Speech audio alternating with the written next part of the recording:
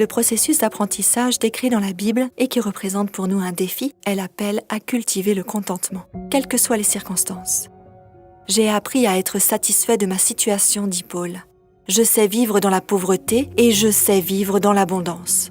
Partout et en toutes circonstances, j'ai appris à être rassasié et à avoir faim. Je peux tout par celui qui me fortifie. » Philippiens 4, versets 11 à 13. Ce texte nous apprend que le contentement implique aussi de nous concentrer sur les choses spirituelles plutôt que sur les choses matérielles. Vu que l'adversité nous atteint tous un jour, comment apprendre à développer le genre de contentement mentionné ici pendant les périodes de disette ou d'épreuve? La clé à cette compréhension se trouve dans les versets 11 et 13. Au verset 11, Paul nous dit « J'ai appris à être satisfait de ma situation. » Tout d'abord, être satisfait ne nous empêche pas de rechercher quelque chose de meilleur, mais nous délivre d'une anxiété inutile. Et lorsque nous ne réussissons pas à obtenir ce que nous espérions, ou lorsqu'il ne serait pas bon pour nous de l'obtenir, le contentement nous apporte la sérénité et la paix de l'esprit. C'est ainsi que le contentement nous aide à éviter les dettes. La grande majorité des dettes provient de la recherche anxieuse ou déséquilibrée de choses que nous ne possédons pas et que nous ne pouvons pas nous permettre.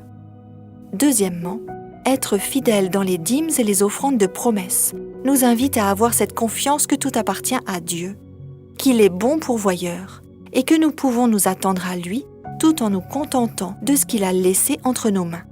Paul ne se sentit jamais bridé par la disette, car au verset 13, il dit « Je peux tout par celui qui me fortifie, le Christ », et non en empruntant de l'argent et en se plongeant dans les dettes. Je suis sûre que vous connaissez des gens qui disent « Je peux tout avec de l'argent ». Mais l'invitation biblique est plutôt de dire « Parce que je suis en Christ, au lieu de me plonger dans les dettes, j'attendrai qu'il me fournisse ce dont j'ai besoin. Parce que je suis en Christ, je sais que ce qu'il peut faire pour moi n'est pas limité par ce que j'ai présentement dans les mains. Parce que je suis en Christ, j'ai cette confiance que, même au sein de l'adversité, il travaille au bien de ceux qui aiment Dieu. Romains 8, verset 28. Sa divine présence est mon soutien et m'apporte tout ce qui est nécessaire dans toutes les situations.